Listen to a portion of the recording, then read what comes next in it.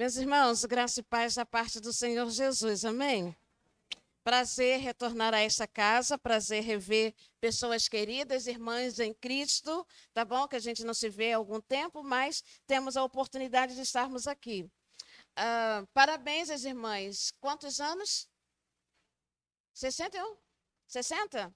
Estão novíssimas. Que bom, Deus abençoe vocês. E que venham os próximos 60, né? Estão lindas, Deus as abençoe. Bem, eu estou aqui por dois motivos. Primeiro, porque o Senhor permitiu. Segundo, porque Rosana me convidou. E nós vamos ver aquilo que o Senhor tem da parte dele para nós. Não porque eu tenha a capacidade de falar o seu coração, mas eu creio nesse Deus que usa homens e mulheres para falar conosco. A outra coisa que eu preciso considerar é que, embora tenha assumido a presidência das mulheres mesquitenses, e embora a nomenclatura seja essa, presidente, todavia não existe título maior do que ser serva do Altíssimo. Então, antes de qualquer coisa, antes de qualquer apresentação, que fique muito claro, que meu esforço permanente é de ser serva. O que vier depois disso, um dia acaba. Mas esse é o título que me garante que um dia eu vou ouvir da parte do Pai: vinde benditos de meu Pai, possuí por herança o reino que vos está preparado. Os outros, jamais. Nem presidente, nem qualquer outro título me fará adentrar ao reino dos céus. Mas o de serva, sim. Então, que nós possamos pensar nisto. Acompanhando-me está o Sérgio, né, meu esposo, e os filhos foram para a igreja também adorar o Senhor. Então, vamos ver, meus irmãos, o Senhor sempre tem algo a falar. E aí, o tema proposto para as mulheres, proposto pelas mulheres para esta manhã é mulheres cristãs vivendo o reino de Deus. E aí, obviamente, eu não posso só me referir às mulheres presentes neste local, mas todos os homens que aqui estão também. Então, mulheres e homens cristãos vivendo o reino de Deus. E para fundamentar esse tema, as irmãs escolhem, então, como palavra de Deus, registrada lá em Mateus 6:33. E eu te convido a abrir a sua Bíblia agora, e eu lerei, então, Mateus 6, do versículo 19 ao 33, para que então nós compreendamos o contexto que Mateus coloca diante de nós. Enquanto os irmãos abrem, pastor Miguel, obrigada pela oportunidade de estar aqui, tá bom? A partir do 19, as riquezas e a preocupação com os bens materiais. Não ajunteis tesouros na terra, onde a traça e a ferrugem os consomem, e os ladrões invadem e roubam. Mas ajuntai tesouros no céu, onde nem traça nem ferrugem os consomem, e os ladrões não invadem nem roubam. Porque onde estiver o teu coração, aí estará também. Porque onde estiver o teu tesouro, aí estará também teu coração. A candeia do corpo são os olhos, de modo que, se os teus olhos forem bons, todo o teu corpo terá luz. Se, porém, os teus olhos forem maus, o teu corpo estará repleto de trevas. Se, portanto, a luz que há em ti forem trevas, que grandes trevas serão. Ninguém pode servir a dois senhores, porque ou odiará um e amará o outro, ou se dedicará a um e desprezará o outro. Não podeis servir a Deus e às riquezas. Por isso vos digo, não fiqueis ansiosos quanto à vossa vida, com o que comereis ou com o que bebereis, nem quanto ao vosso corpo, com o que vestireis. Não é a vida mais do que o alimento e o corpo mais do que o vestuário? Olhai para as aves do céu, que não semeiam, nem colhem, nem ajuntam em celeiros, mas vosso Pai Celestial as alimenta. Acaso não tendes muito mais valor do que elas? Qual dentre vós, por mais ansioso que esteja, pode acrescentar sequer uma hora à adoração de sua vida. E por que andais ansiosos quanto o que vai vestir? Olhai como os lírios do campo crescem, eles não trabalham nem tecem. Mas eu vos digo que nem Salomão, em toda a sua glória, se vestiu como um deles.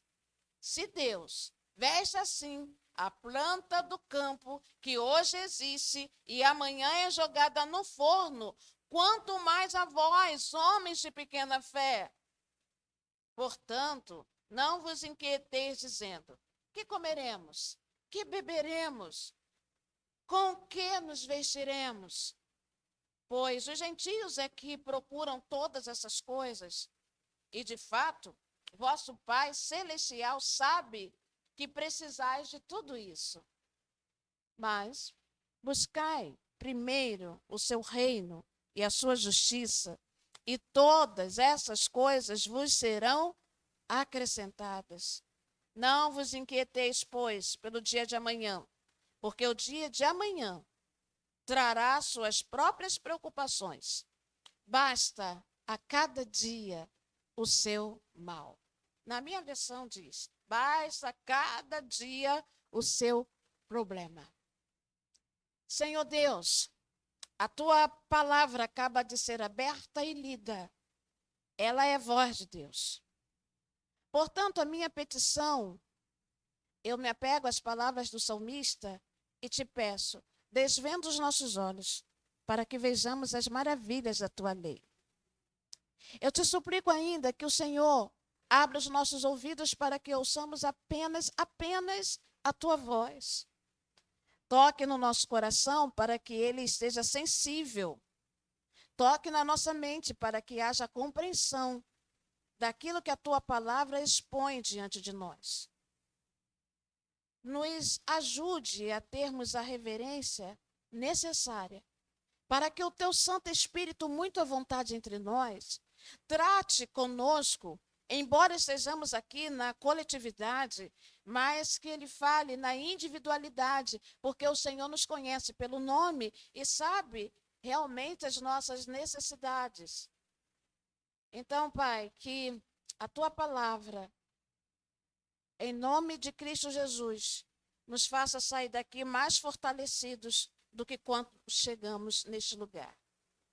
Que o teu nome seja glorificado, ou melhor, continue sendo glorificado entre nós, pois teu é o reino, o poder e a glória para todo sempre. Amém. Meus irmãos e queridas irmãs, eu acredito piamente que quando nós estamos diante de um tema, esse tema não surge por um acaso. Eu creio que ele vem porque o Espírito Santo de Deus, então, nos dando a iluminação, faz com que alguém chegue à conclusão que neste aniversário vocês estariam trabalhando essa temática, mulheres cristãs vivendo o reino de Deus. E aí, homens que aqui estão, a palavra de Deus, ela vem para todos nós. Então, eu preciso falar a vocês, homens, jovens, todos que aqui, todos que são cristãos, todos que já compreenderam o que é o reino de Deus e por que você faz parte desse reino, nós estamos sendo convocados nesta manhã a viver permanentemente o reino de Deus na nossa vida. E aí eu começo, quando eu me deparo, então, Rosane, com esse tema e com o texto escolhido, eu faço para mim uma pergunta que eu quero fazer para você nesta manhã. Onde tudo começou? Quando a gente tira daqui a expressão, mas buscai primeiro o reino de Deus e a sua justiça, e todas essas coisas vos serão acrescentadas, onde tudo começa? Por que que Mateus chega a esta conclusão? E aí eu quero te convidar a caminhar comigo, a pensar na questão do Sermão do Monte, porque tudo começa lá. O Sermão do Monte é uma apresentação feita por Jesus aos seus discípulos e à multidão. A gente lembra perfeitamente disso. Neste sermão, Jesus focaliza sua mensagem, ou seja, o seu tema central, no ensino. E ele vai falar sobre o reino. Além de ensinar sobre questões éticas, morais, espirituais, além de falar sobre princípios para vivermos bem, Jesus está falando sobre o estilo de vida que um cidadão que pertence ao reino de Deus deve ter. Ele fala como deve ser o caráter. Sabe, irmãs? Jesus, nesse sermão, está falando como deve ser o nosso caráter, como deve ser a nossa moralidade, como devem ser as nossas atitudes, já que nós estamos fazendo parte de um reino. Então, a gente vai perceber algumas questões. E aí, eu creio ser necessário, embora a gente saiba, a gente relembrar o significado de reino. Porque está aqui. Nós estamos vivendo no reino. Aí eu fui lá no Google, que nos ajuda. Aí encontrei lá, reino significa domínio, lugar ou campo em que alguém é senhor absoluto. E aí, no outro dia, não sei agora a data exata, mas a gente acompanhou aí pela mídia o falecimento da rainha Elizabeth. Reino Unido. Rainha Elizabeth, definida como a primeira monarca feminina soberana, absoluta. Todavia, porém, embora o seu reinado tenha permanecido por 70 anos, acabou. Se foi. Não foi, não é e nunca será eterno. Porque só existe um rei que rege, que permanece absoluto, que é o nosso Senhor Jesus. Então aí a gente precisa pensar no que é reino de Deus nessa expressão. Embora Mateus use em vários momentos a expressão reino dos céus, que na verdade tem o mesmo significado, a gente encontra a seguinte definição: reino de Deus, o conjunto de todo o propósito de Deus. Falar em reino de Deus é falar sobre a sua realeza, sobre a sua magnificência, sobre a sua soberania. É o estabelecimento da vontade de Deus, é o governo de Deus na nossa vida. Então, se nós queremos pensar, refletir sobre o reino de Deus, a gente tem que pensar: existe alguém que está governando a minha vida, existe alguém que está governando a sua vida, existe alguém que está governando a nossa vida, e essa pessoa, esse ser é Deus. E ele precisa reinar absoluto. Ele precisa reinar de forma plena. E aí eu preciso chegar à conclusão que se eu estou diante do Senhor absoluto, do Senhor soberano, do Senhor que rege o mundo e a minha vida, a minha vontade então não prevalece mais. Acabou. Você não tem vontade. Ou pelo menos nós deveríamos a cada dia pensar nisso. Eu não tenho vontade, eu não sou senhora da minha vida. Porque eu faço parte de um reino.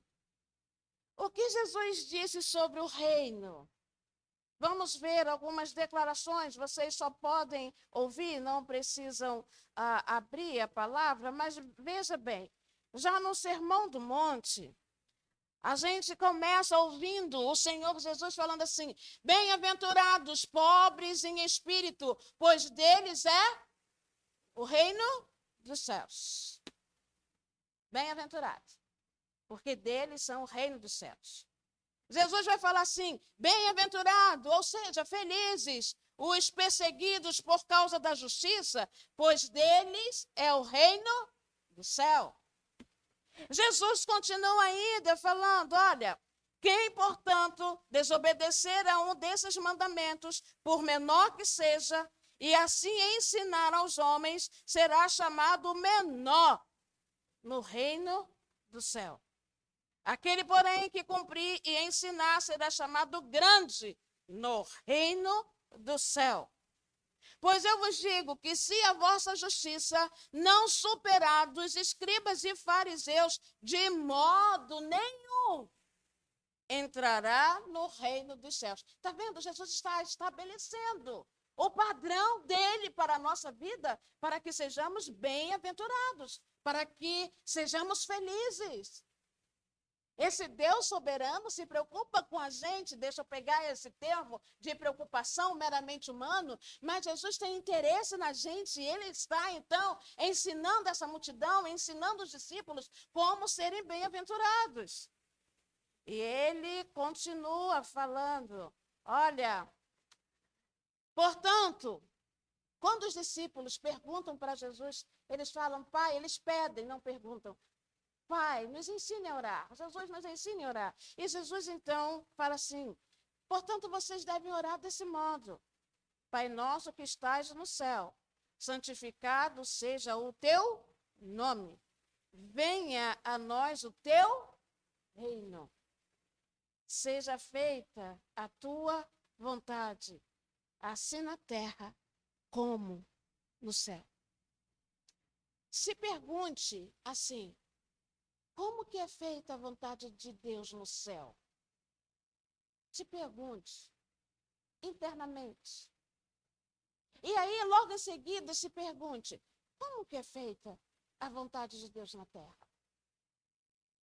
Porque o que Jesus ensina é isso, que a gente deve chegar diante do Pai, do Abba, e tendo a consciência dessa filiação, a gente chega com intimidade e fala, Pai, que está nos céus. Jesus estabelece aí o limite. Ele é o Senhor na terra, mas é soberano no céu. Santificado seja o teu nome. Onde o nome de Deus é santificado? O nome de Deus tem que ser santificado na sua vida, na minha vida. Ele já é santo. Ele está falando do nome dele, que eu carrego todas as vezes que eu declaro, que eu já declarei, que eu sou serva dele. Porque como é lindo, minhas irmãs, a gente nesta manhã estar aqui e a gente começou a cantar, olha, é grande, grande é o Senhor.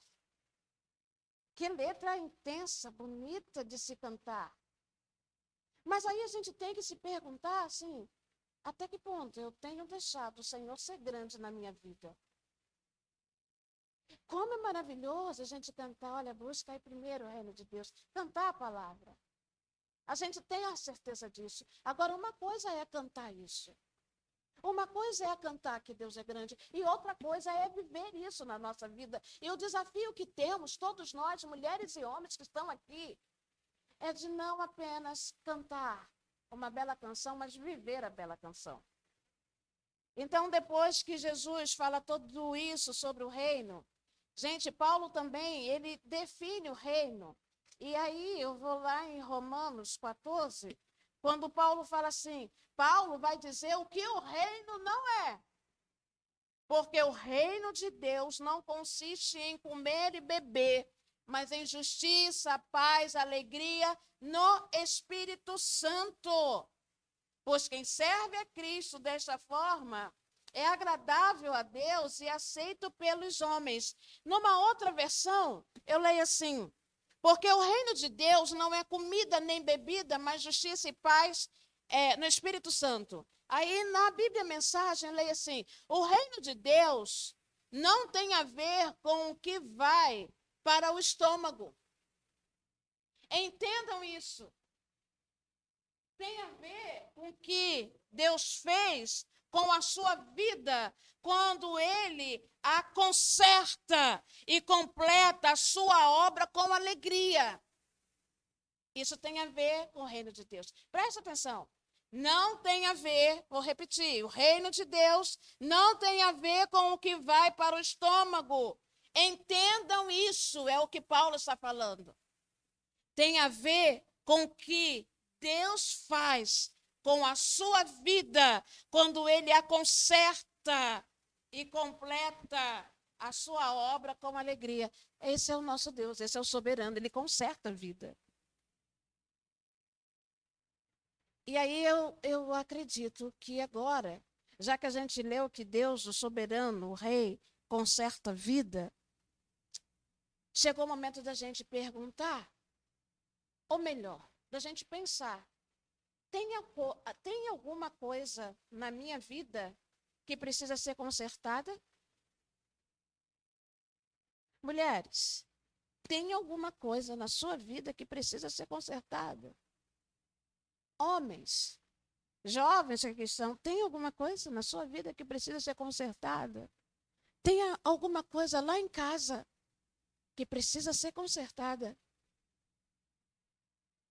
Tem alguma coisa no meu dia a dia, lá no meu serviço, na faculdade, seja o que for, que, veja bem, é um fórum íntimo, que precisa ser consertada? Nós estamos diante do Rei, do soberano, que conserta qualquer coisa, que conserta qualquer vida, que tira da nossa vida o peso do pecado, que nos chama para viver uma nova vida. Como Paulo mesmo disse, olha, aquele que está em Cristo, nova criatura é. As coisas velhas já passaram. Eis que tudo. E aí ontem, com as mulheres lá falando, eu fiz essa pergunta. Já que nós estamos vivendo no reino de Deus, por que ainda a gente está tão apegado a práticas lá de trás? Bem, gente, para a gente continuar, porque o tempo passa, Jesus prossegue o seu sermão e ele vai falando aqui.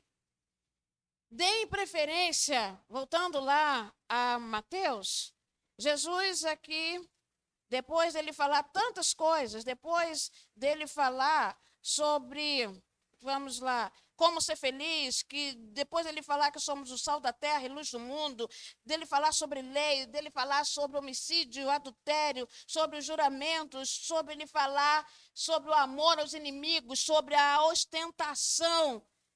Depois que ele fala tudo isso, ele faz referência com o tesouro do céu. Então ele vai falar assim, ó, onde está o teu coração? Sabe? Não se preocupem em acumular dinheiro. Não se preocupem em acumular bens materiais. Não, eu não estou falando que seja errado você ser próspero na sua vida, não. Mas Jesus nos chama a atenção para falar assim, ó, não se preocupem em acumular dinheiro. Não coloque o seu coração nos meios materiais. Jesus nos adverte que o nosso coração precisa estar preso a Ele, as coisas do reino, as coisas espirituais. E aí ele vai falar, olha, gente, ajuntem tesouro no céu, onde nem a traça, nem a ferrugem os consome, e os ladrões não invadem nem roubam. Porque onde estiver o teu coração, aí estará também, onde estiver o teu tesouro, aí estará também o teu coração. Onde está o teu coração? Onde está o teu coração? Para quem me conhece, sabe, eu sempre vou falar isso. Ontem eu falei isso, né, Rosana? Eu admiro muito Paulo. E lá em Efésios 4, Paulo, quando ele começa aquela perícope, falando, olha, eu prisioneiro no Senhor. Meus irmãos, eu não sei você, mas essa expressão me chama muita atenção. Porque eu olho para Paulo e vejo, gente, esse homem estava preso. Era prisão de fato, e lá em Roma. E ele começa, ele poderia falar assim, olha, eu prisioneiro aqui em Roma, mas não, ele não se preocupa com a questão geográfica, ele fala assim, olha, eu prisioneiro no Senhor. Porque, na verdade, para buscar primeiro o reino de Deus, se você estiver preso a coisas, você não vai conseguir, eu não vou conseguir buscar em primeiro lugar o reino de Deus. Eu preciso entender que a liberdade que eu tenho se dá através do fato de eu estar presa em Jesus. E aí o que acontece? Existem pessoas que estão presas, não no reino, não no Senhor do reino, Mas quantas das vezes a gente está preso naquilo que a gente faz? Eu tenho que ir à igreja porque eu toco. Ah, não. Você não tem que vir à igreja porque você toca. Eu tenho que ir lá porque eu tenho que pregar. Não, não tenho que estar aqui porque eu tenho que pregar. Eu tenho que ir lá porque eu sou a coordenadora da MCM. Não, isso é muito pouco. Se eu não sair da minha casa tendo a consciência que eu venho ao templo para adorar o Senhor do reino, para me derramar diante do Senhor do reino, para tocar para o Senhor do reino, para pregar para o Senhor do reino, para fazer parte de um coral, porque eu quero expressar a minha adoração ao Senhor do reino, para vir domingo de manhã para estudar a palavra, porque eu quero aprender mais sobre o Senhor do reino. Se não tiver essa consciência, hoje é dia da gente voltar para casa e falar, Senhor, me ajude a estar preso, não naquilo que eu faço, mas no Senhor do reino. E aí, gente, Jesus vai nos ensinando que existe um convite aqui. Ele nos ensina que a gente precisa ter o cuidado, né, de não servir a dois senhores. Ele vai dizer para a gente, olha, não fique ansioso quanto à vossa vida, com o que comereis ou com o que bebereis, nem quanto ao vosso corpo, com o que vestireis. Não é a vida mais do que o alimento e o corpo mais do que o vestuário. Aí ele nos faz um convite, olhai para as aves do céu. Observe as aves do céu. Elas não semeiam, nem colhem, nem ajuntam em celeiros, mas o vosso Pai Celestial as alimenta. E aí ele faz uma pergunta para aquele povo, gente, que é a mesma para a gente. Olha, acaso não tendes de muito mais valor que elas? Todos nós temos mais valor, a Bíblia está dizendo, do que uma ave. A gente tem tanto valor que Davi, ao escrever o Salmo, ele fala assim, Senhor, tu me sondas e me conheces. Tu conheces o meu assentar e o meu levantar. Mesmo quando não há uma palavra na minha boca, o Senhor já sabe de tudo. Até porque o Senhor me viu, o Senhor me teceu no ventre de minha mãe. Cada detalhe. Imagine o Senhor tecendo, te vendo ainda, criatura informe.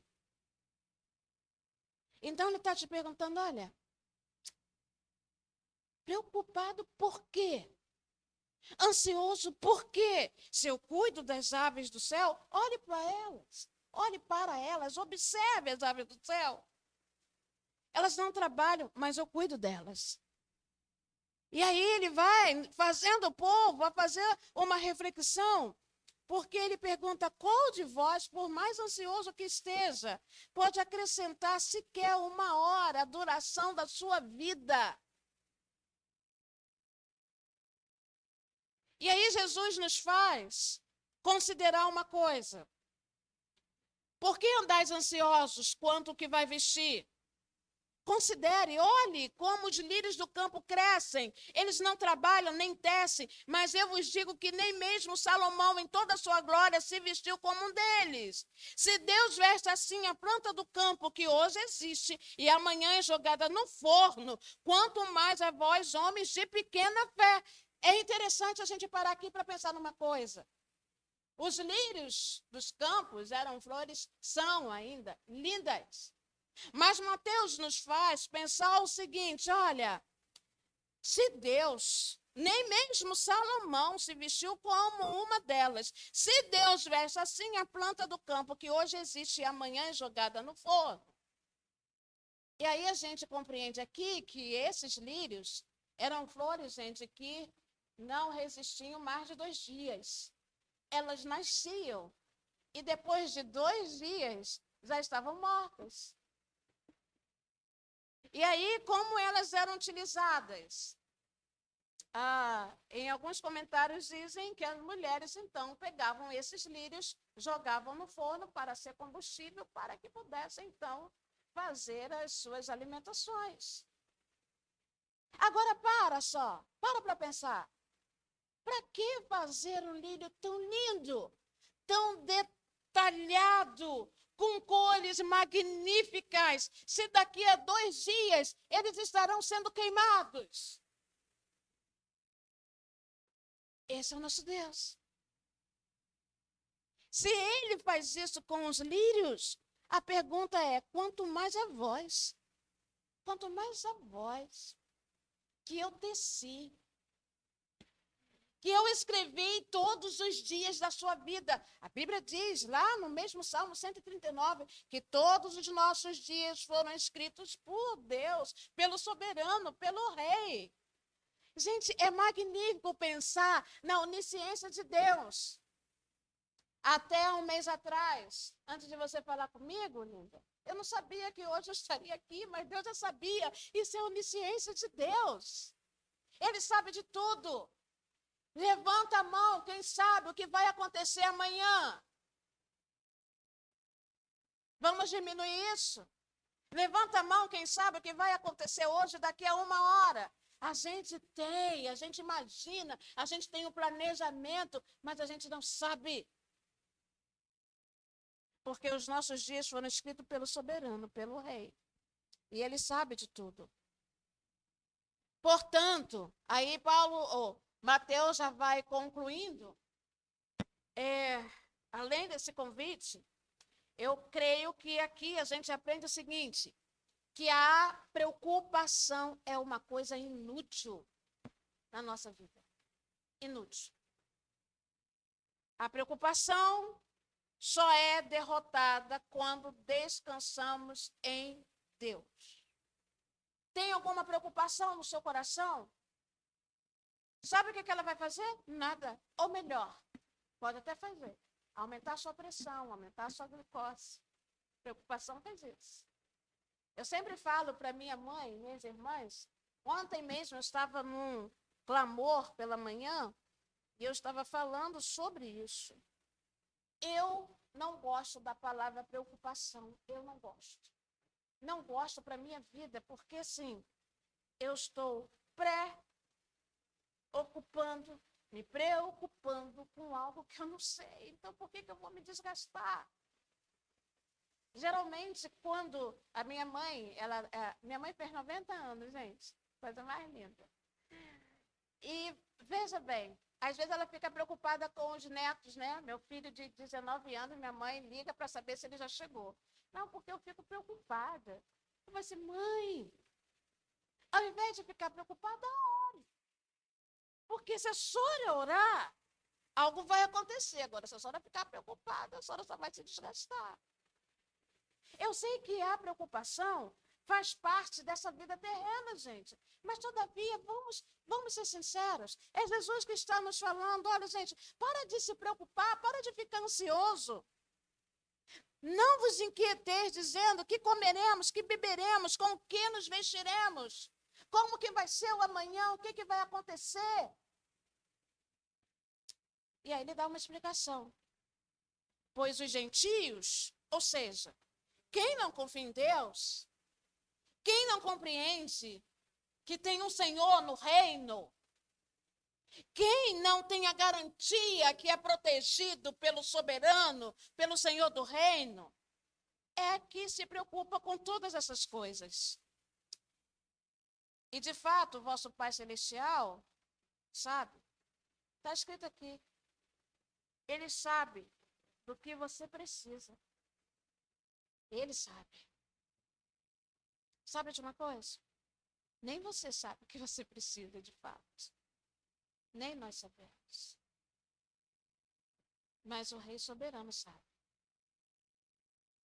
E aí, então, finalmente, a gente chega. Mas buscai primeiro o reino de Deus e a sua justiça, e todas essas coisas vos serão acrescentadas. Tudo isso. O pão diário, a vestimenta, tá bom? Não está escrito aqui carro do ano, tá, gente? Mas, quem sabe, vai lá. Mas está escrito aqui. Todas essas coisas que Jesus já falou, vestimenta, alimento. Buscai primeiro o seu reino e a sua justiça, e todas essas coisas vos serão acrescentadas. Não vos inquieteis, pois, pelo dia de amanhã, porque o dia de amanhã trará as suas próprias questões. Basta a cada dia o seu problema, o seu mal. Então, para eu encerrar, vamos às aplicações. Primeiro, nós somos convidados a descansar no poder de Deus. Descansa. Não tem um hino aí que canta, que fala assim, descansa, quem te prometeu, garante. Já ouvi uma coisa dessa assim. Ele garante. Descansa. Nesse momento, eu só cito para vocês, depois em casa vocês leem, Atos 12, quando Pedro está para ser morto por Herodes. E a narrativa bíblica diz que aquela noite, Pedro passa dormindo. Gente, quem é a pessoa que sabe que vai morrer no outro dia e vai passar a noite dormindo? Só quem descansa em Deus. Só quem sabe que o soberano age com poder e glória. Então, descansa em Deus. Só descansa quem recebe a orientação de Deus, quem vê a provisão de Deus, quem ouve a voz de Deus, quem crê nas promessas de Deus. Então, as aplicações são: primeiro, busca o reino de Deus e a sua justiça, almeje viver dentro da soberana vontade de Deus. Ore sobre isso, peça isso a Deus. Senhor, como mulher cristã em missão, eu quero viver dentro da sua soberana vontade. Como homem de Deus neste lugar, como músico, seja como quem for você. Coloque-se diante de Deus e peça, Senhor, me ajude a viver dentro da soberana vontade do Rei. Segundo, quem busca diariamente a vontade de Deus, em breve terá uma visão diferente do reino. Quem busca viver diariamente a vontade de Deus, em breve terá uma visão diferente. Terá uma visão de culto diferente, uma visão de relacionamento de Deus diferente, uma relação de intimidade com Deus diferenciada. Terceiro, busque ter uma vida governada por Deus, submeta-se à soberania divina antes de qualquer coisa. Antes de tomar decisões, se submeta à vontade de Deus. Não deixe para perguntar depois que você decidiu. Senhor, é a tua vontade? Não, gente. Vamos perguntar antes? Vamos poupar dificuldades? Se submeta à vontade de Deus, antes de dar vazão às suas próprias vontades e desejos, antes de verbalizar as suas ideias, antes de qualquer coisa, se submeta à vontade de Deus. Eu termino, então, com as palavras de John Wesley, quando ele diz assim: busque o reino de Deus e a sua justiça. Simplesmente almeje isso, para que Deus, reinando em seu coração, possa preenchê-lo com justiça. De fato, qualquer que busque isso primeiro, em breve, procurará apenas isso. Mulheres, e o nosso desafio maior nesse tempo seja viver daqui para frente, não que a gente não tenha vivido, mas já que estamos comemorando uma data especial, aqui começa uma nova etapa. Então, que essa nova etapa seja banhada pelo desejo de vivermos de acordo com o Senhor do Reino. Neste reino, há um dono, há um Senhor. Portanto, a minha vontade não tem que prevalecer, porque não é a minha vontade que é boa, perfeita e agradável. Mas a vontade do Rei soberano, para mim e para você, sempre, mesmo diante das adversidades da vida, sempre será boa, perfeita e agradável. Mesmo quando a gente não entende. Mesmo quando o que acontece com a gente dói na alma. Mas ainda assim, a vontade de Deus é boa, perfeita e agradável. Deus, a única coisa que eu te peço junto aqui com os meus irmãos é que o Senhor nos ajude a buscarmos em primeiro lugar o teu reino, a tua vontade, o teu governo na nossa vida, na nossa casa e na Igreja de Cristo. Em nome de Jesus. Amém.